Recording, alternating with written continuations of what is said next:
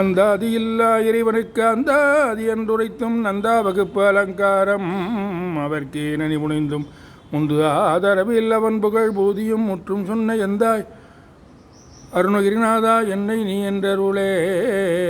உம்பர் தரு தேனுமணிக சிவாகி உன் கடலில் தேனமுத துணர்வூரி இன்பரசத்தே பருகி பல காலும் எந்த நுயிர்க்கு ஆதரவுற்றருள்வாயே.